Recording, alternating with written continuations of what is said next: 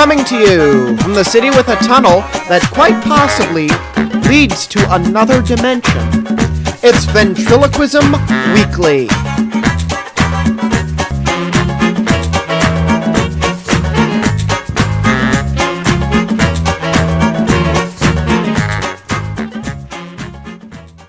That fun fact for you is for Halloween, it's the Lincoln Tunnel. There's some spooky things that have happened to cars and people in the Lincoln Tunnel. Go look it up. Okay, that's my sidebar.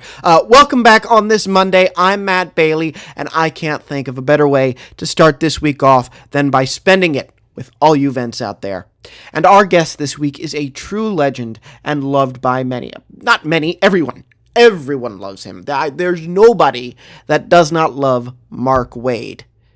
And Mark Waid's long, impressive resume includes opening for big-name acts like Garth Brooks, and of course, we know him as being the premier kid show ventriloquist.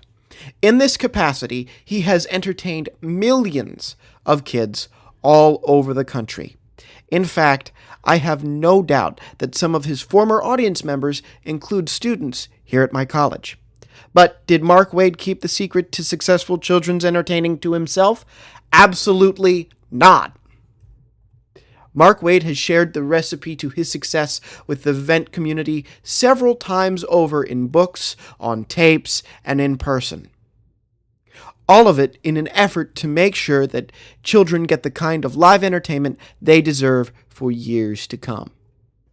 Mark will not slow down.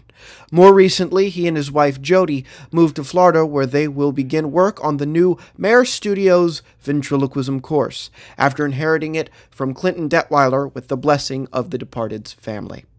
One last note, the Skype interview cuts out at times, but not to fear because all the good stuff is still in there. It's jam-packed with awesome knowledge and just a wonderful conversation with someone who's had such a unique career in this art form. I've said enough. Without any further ado, our interview with the great Mark Waid. Mark Waid, how are you? Thank you for being with us. Well, hi, Matt. Good to be with you, too. This is going to be a lot of fun this afternoon. I'm so excited. We've never had a kid show ventriloquist on who at all, and then all of these awesome projects that you're tacking on top of that after your move to Florida. So we have a ton to cover today, but of course I always want to cover start at the beginning, your journey into ventriloquism. Oh, why?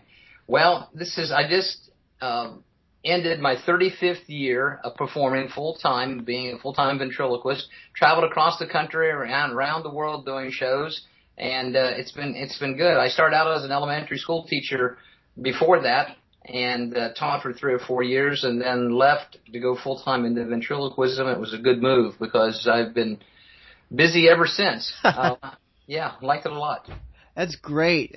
So, kid show ventriloquism specifically, is that because of being a teacher, or how'd you find that? Well, actually, it just kind of fell into my lap. Naturally, being inclination toward working with kids anyway, and some people I think have an affinity for working with kids, and kids know if you like them or you don't like them, and they can tell right away I like working with kids and being around kids, and I think that was one of the things that naturally developed. It just appealed to me. I did shows for adults, and I still do shows for adults. And I don't mean X-rated or bad shows. I mean shows, just not children's shows, more sophisticated, I guess, if you want to call it that.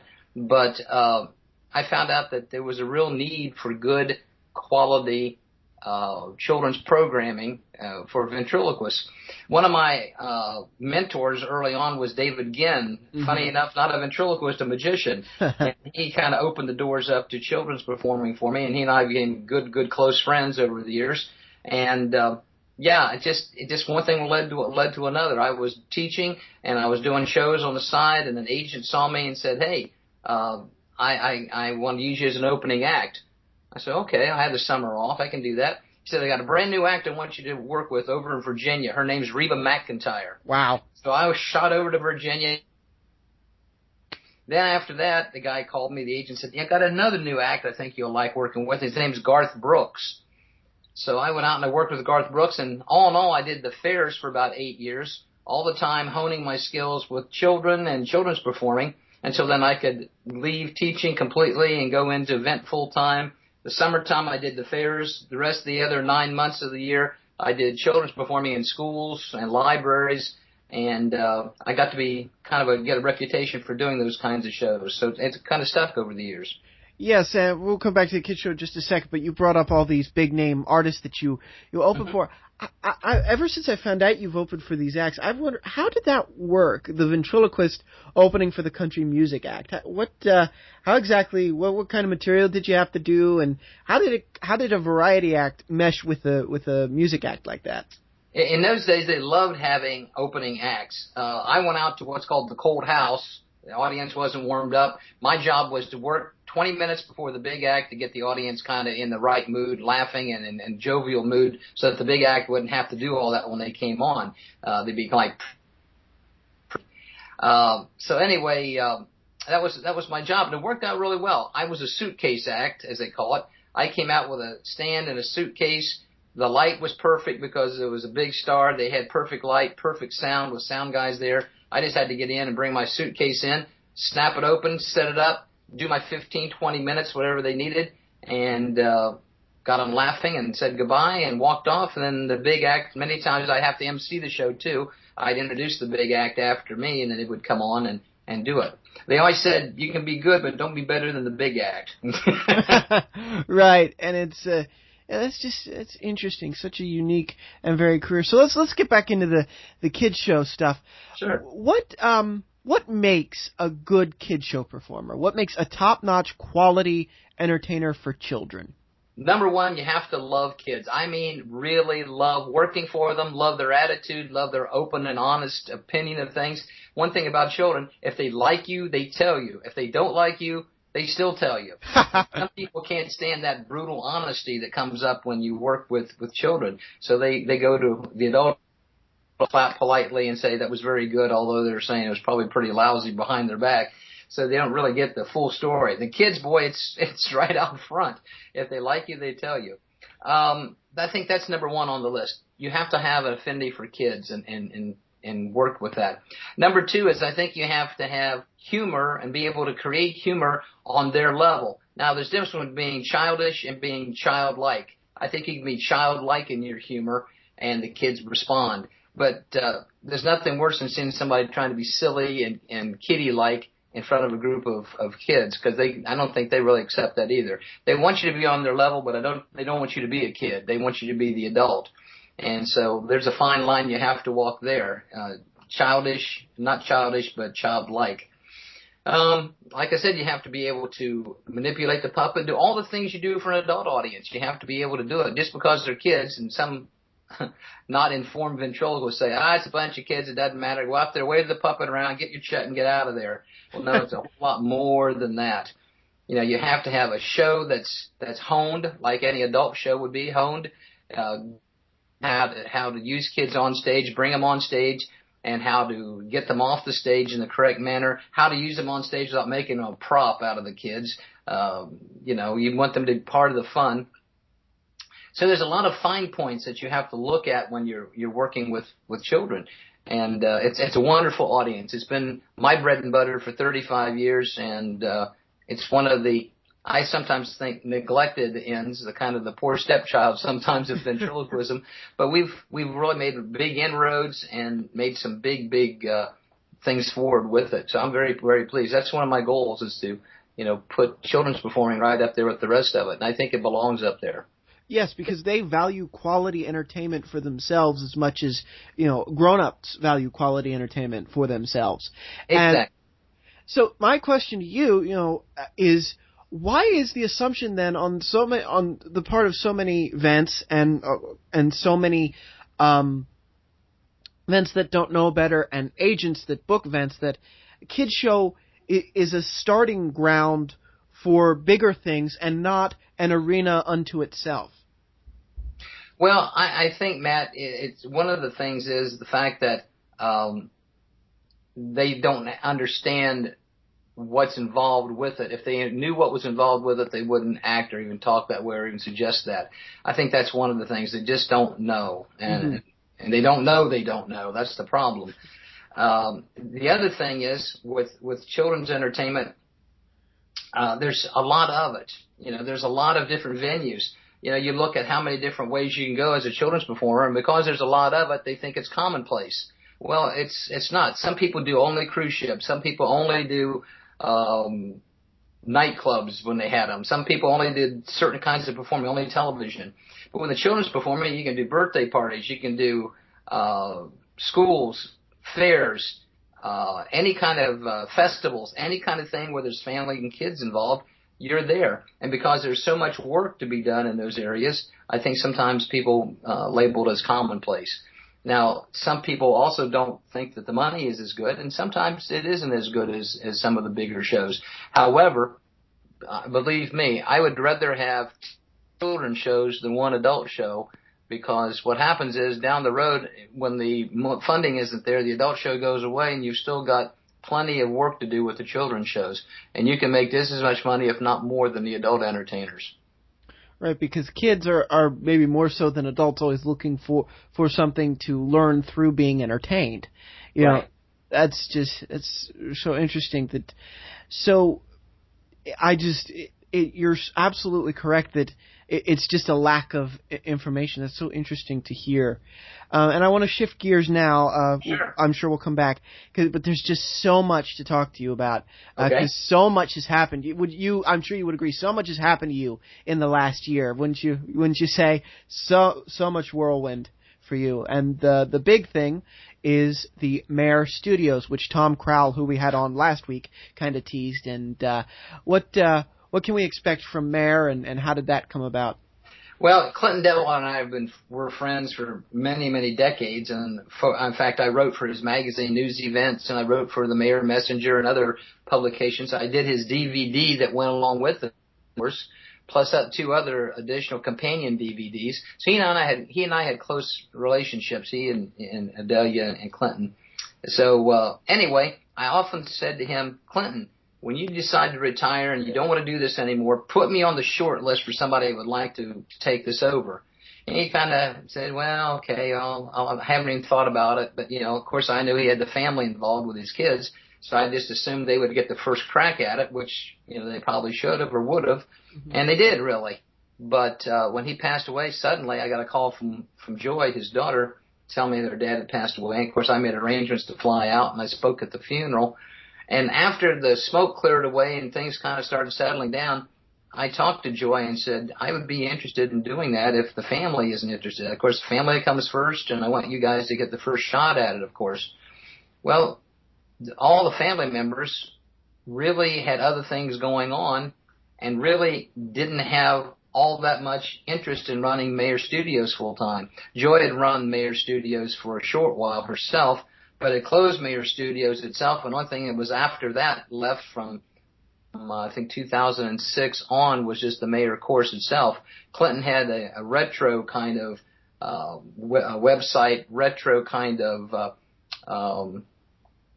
blog kind of thing set up. I'm trying to think of the right word there. The blog set up. So he kind of continued on that way, but basically did puppet repair and sold the Maher course. That's what he was doing. So I took it at the convention then, after I talked to the family and we agreed upon things. We kind of passed the torch at the convention from Joy and the Detweiler family to my wife Jody and I. And then because I know it's a big job and I needed help with it, I brought in 2 additional people to help me with it. Ken Groves, which is my right-hand man at the convention, and, of course, Tom Crowell, who's another right-hand person at the convention. So anyway, I've been in contact. The 4 of us have worked on some ideas and put some things together, and we're going to have a new format for the Maher Studios. It's going to be an update on the I keep calling it convention, update on the Maher course. We're going to have audio listening books available with the Maher course that like to drive along in their car and listen or listen at home. We're also going to have maybe a Kindle version of this coming out. All these things we're putting together right now, and hopefully want to be able to launch this in January. January at the brand new CAX Cadabra Mid-Year Convention.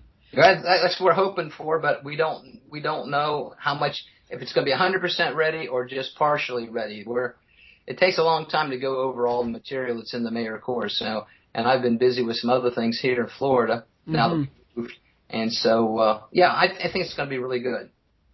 Yeah, that I'm excited to see the update, and I'm sure you guys, you can only build upon Clinton's legacy. He left an amazing course that it's so cool to see the torch passed to absolutely the right person and the right group of people for the job.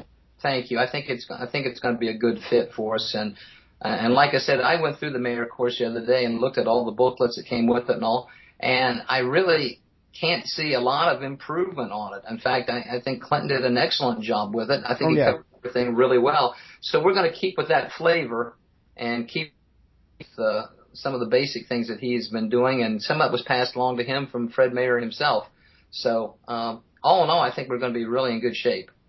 Yes, it really is the kind of the diamond jewel of the community to be passed on and make sure it never drops. And so, with Maher, the technology aspect, what can we look forward to? You said the e-readers and Tom Crowell with his Learn Ventriloquism.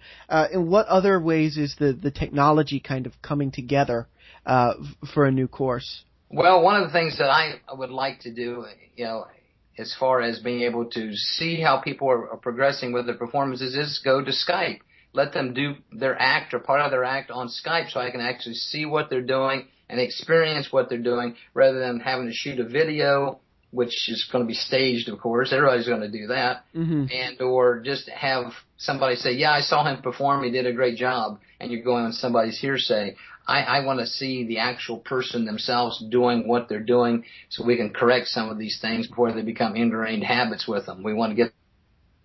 So I think Skype is going to be a big part of what we're going to be doing as far as the evaluations are concerned. Like I said, with the Kindle type thing that we're going to come out with, I think it's going to be a version of that they can put it on their Kindles and read with their book readers and see about the Maher course and get some of the good information. We're also going to try to have a downloadable version. Downloadable, is that a word? Anyway, yes, it is. Yeah. Okay. Like I said, we're going to try to get that available as well. It's going to take time to do all these projects. Our main concern is to get the Maher course into an audio book form first, with several of the lessons on those discs, so people can play them and listen to them and get the information. And I think that's a new way of doing it. It's easier for them to handle and more convenient for people. So I think it's going to be good. We'll also have some other tie-ins with some other people. Tom's going to be bringing his course in under the Maher banner as well, which I'm very pleased to see that. And Tom's course is great, too, and he does a really wonderful job with it. So we're going to be doing a lot of things. In fact, I'm flying back to Ohio in November, so that we're going to have things for about 4 or 5 days. I'm sorry, that got cut out. Could you repeat that, please? Oh, sure. I said in November I'm going to be flying back to Ohio to meet up with Tom and Ken. And we're going to have a little skull session, as they say, going over things, trying to put some of these things into play and get it started. So, yeah, we're real excited about it. I can see us developing new products. Jody will have her puppet pouches or bags that she custom makes for the soft puppets. They fit a Mary Ann Taylor puppet beautifully. We'll have that. We'll have some other things that Ken's doing. I'm going to update Kidshow Ventriloquism, the book, and we're going to have that available. There's a lot of things that we're going to have product-wise that'll be new and exciting and updated, and just kind of polish it all up and make a nice, shiny package for everybody. Yes, can you speak more to, you talk about Tom and Learn Ventriloquism, Ken's involvement in this project, your right-hand man at Venthaven? Ken is helping with the actual reading of the, we're going to be doing the recording of the Maher course. Tom's going to do some of the recording. I'm going to do a lot of it, and so is Ken. I think I'm trying to talk Jody into doing some of them too. I think with different voices on different CDs, I think it breaks that up a little bit, so it's not the same person talking over and over again, and that way you can get a little feel for their style of what they're introducing as well. So Ken's going to be doing some of those things. Ken's also helping with product development. He has his Breaking Down the Brick Walls book that he's going to have available through Maher. and he's updated that even and done some things with it. So, like I said, some of these things we're almost ready to go with. Some of it we can't talk about yet because we're not quite done with it. Absolutely. But, but I think overall, Matt, people are going to be pleased. We want to keep Maher going. There was talk at one point of just letting Maher die on the vine. No. And we couldn't let that happen. No, not good. It's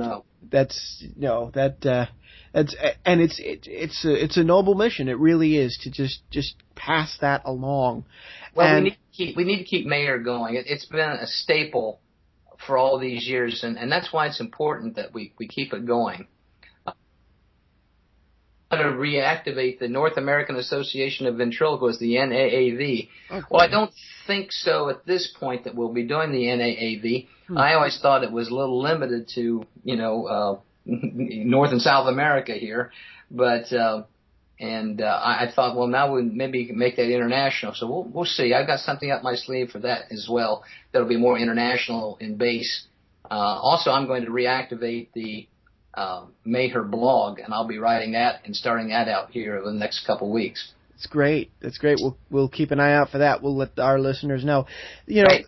And that's with you. That's why I'm thrilled that it went to you. Is when we think of ventriloquism and the teachers in this art, we think of you, because the line of products that you have to create good kid show ventriloquists and great all-around ventriloquists is such important work.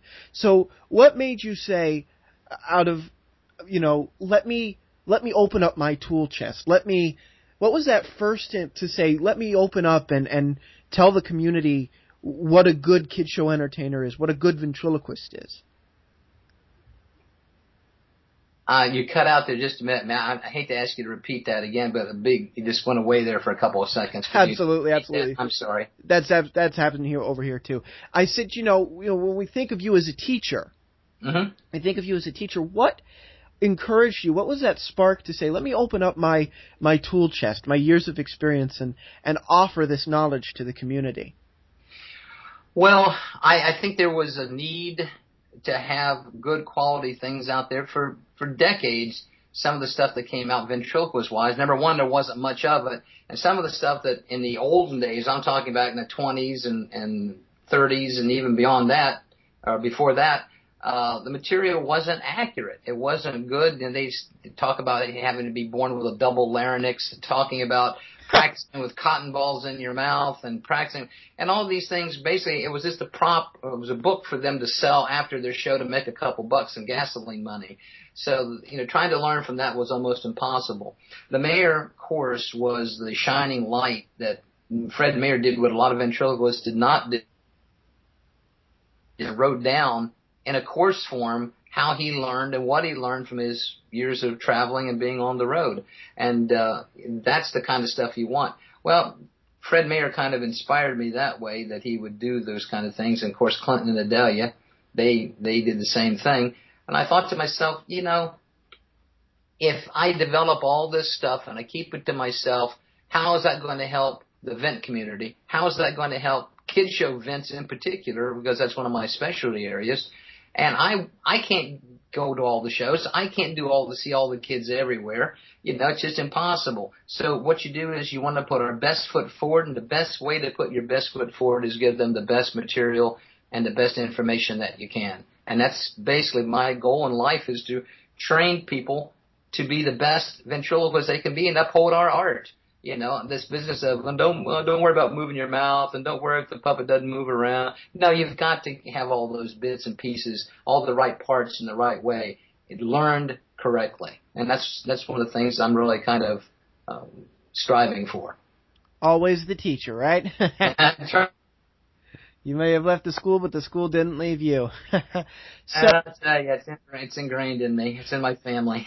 Which, of course, is our lead-in. I know we are months and months and months away, but I promise you, the buzz for convention, the Venthaven buzz, the convention ends on Saturday, the buzz starts again on Monday. Absolutely. So, I know that you say you're in the planning stages, and we'll have you back on as we get closer.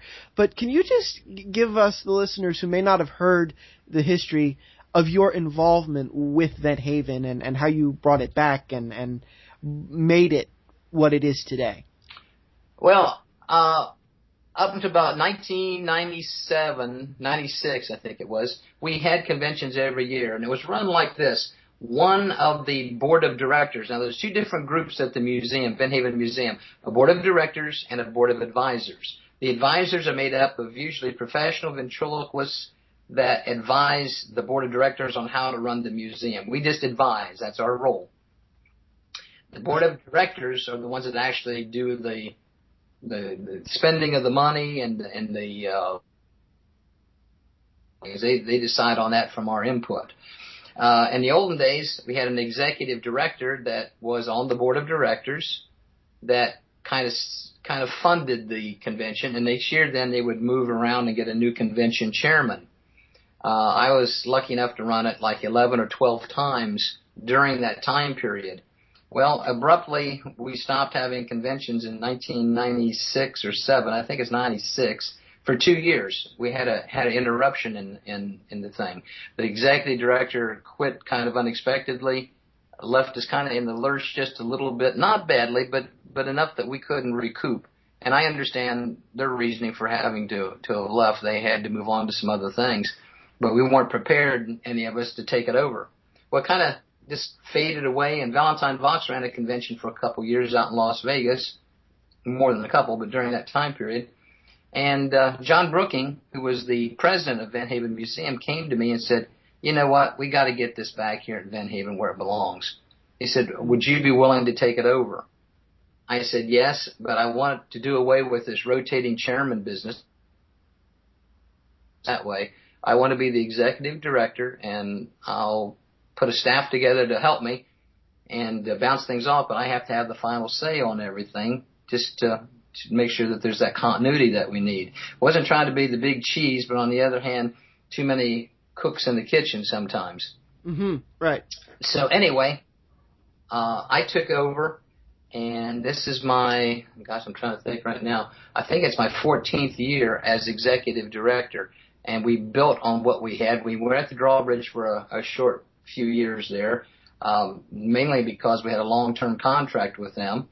And then I was able to finally wrest it away from them and get it over to the Marriott that we're at now in Hebron, Kentucky. Which is beautiful. Yes, it is. It really is. It's only about 6 or 7 years old, so it's a brand new facility. I loved the old days over at the drawbridge. However, it was a big independent hotel with not enough money to back everything they needed to do all the time. And, it's a lot of property there, a lot of square footage. Mm-hmm. And it kind of fell on hard times a couple times. So we stayed with them as long as we could. So that was a big decision. But anyway, mm-hmm. Without dragging this out any more than I already have, sorry. No problem. It's so interesting. It really is. The idea behind it was we needed to have an updated, modern convention with the professionals coming in and willing to donate their time and efforts, with small stipends to help them for some transportation, to help them with some room and whatnot, to help build this thing. Well, we all got together. We had a big meeting. I launched it as a new executive chairman and executive director, rather than chairman, executive director. And it just kind of fell into place. One thing built upon another. People were happy. We did away with some things that were causing some problems, added some other things that we needed to build upon. We tried to get a wide variety of different performances and performers. We built an international show into it, which was important. In the early days, we had contests. Well, contests are fine, and I'm all for competition because I'm a raw capitalist. But on the other hand, there's times and places for. So okay, that cut out from you talking about competition. Can you just repeat that? Because I'm sure it was very interesting. Oh, about the competition? Yes. Yeah, I said I'm a raw capitalist. I believe in competition, but there's a time and a place for it. And I always thought as the Venthaven Convention as a nurturing place, a place where you could go, try some new things, show some people what you're doing, get some improvement made on your act or on you as a person, as a performer, without the fear of someone saying something and giving you a hard time, or, you had to win the little trophy or had to win the little badge or whatever it was. Those contests sometimes can get a little bit cutthroat, a little bloodthirsty. Mm-hmm. And I didn't want to have that, because what happens, that starts dividing people. My job was to bring people together. I tried to bring things in for all kinds of groups, not just gospel, not just secular, but for everybody. And so by weaning us away from a contest into an open mic situation, and then we've taken it one step further now, we have open comments, kind of like America's Got Talent, but we have the right, and watching the participants. Mm-hmm. By having the right people in there, it doesn't come out of something blunt and brutal and bad. It's actually a helpful kind of situation for everybody. So, the people listening can learn by what someone they saw on stage do. So actually they're learning and getting some critique themselves by watching others. So it's a learning process. The whole thing is we can't stop growing. We can't stop learning. When you stop learning, you die. You either go forward or you go backwards. You can't sit still. Mm-hmm. I want us to go forward. So that's the game plan.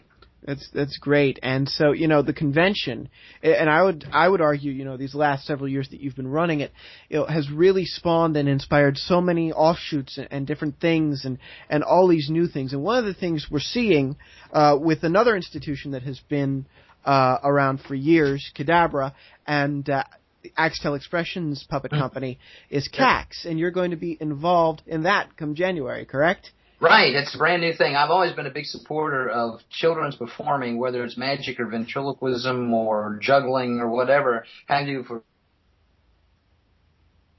first pioneers with a convention to help that. Well, I've been at his convention several times in Tennessee down at Pigeon Forge, and when they came up with this new idea, he and Steve Axtell partnered on that. They contacted me, and right away I wanted to go out and do my bit to help. And especially with the children's performing end of it. So, yeah, we just got to keep that in the mind of the ventriloquists, that they have to be good, and the magicians doing ventriloquism in their magic acts, they have to be good too. Don't let that fall down, just wave the puppet around and try to move on just to give yourself a rest in your magic show. We don't want that. We want the vent to shine in the magic show. Absolutely. And that, of course, is the perfect lead into my always final question here, which is, what do you want to see? What, especially more specifically from the Kidshow end of things, because we've never had a Kidshow Vent on here, and you're in such high esteem. You're very well regarded in that area. And so what do you want to see of this next generation of entertainers, Vent Kidshow performers? One of my all-time goals, and the goal in the back of my mind, has always been that as an equal to any other kind of performing. Someone asked me one time, who's the world's greatest ventriloquist? I said, depends on what area you're looking at. I said, what do you mean? I said, well, they have to be the best gospel ventriloquist, the best kid show ventriloquist, the best trade show ventriloquist, the best cruise ship ventriloquist, the best TV ventriloquist. They got to wear about 6 or 7 different hats in order to be the world's best. Well, I don't think there's going to be any one world's best with all those hats, but I think that we have to strive to make a lot of these things equal. And I think that's very, very important that we keep those things equal and build up the kid show end of it a little bit more. That's my goal. I want that to be accepted as legitimate part of show business, with just the same kind of training, same kind of emphasis placed on it as any other kind of performing. The English have been very good. The Brits have been very good about children's performing. They honor their children performers. They'll have down that they've played at some of the big theaters in London and different parts of the country, and it says at the bottom, and also in their material, but also I'm a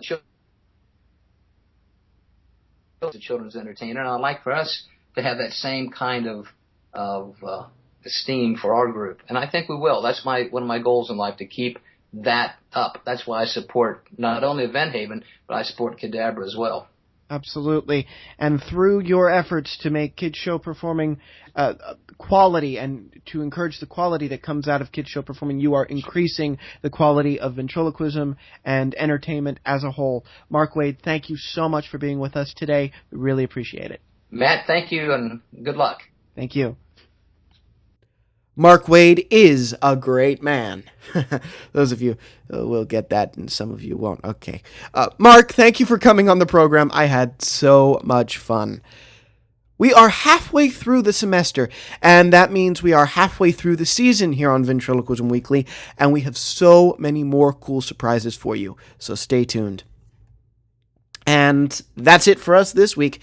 Oh boy, the list of our family of just websites that involve us is growing exponentially. We have ventriloquismweekly.podomatic.com. We are on iTunes, and right now, as of right now, and it grows every day, join the party over on Ventriloquism Weekly podcast for ventriloquists. It's a group on Facebook. For some reason, even when the group is open, they say I have to approve them, or other members have to approve. So sometimes I will go on. I will never see that other people want to join the group.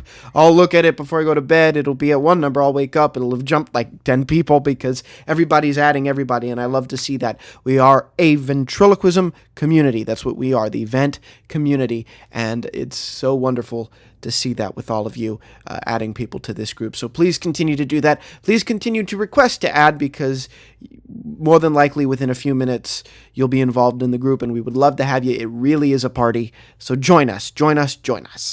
Well, signing off this week for Ventriloquism Weekly, I'm Matt Bailey, reminding all you vents out there to keep talking for two.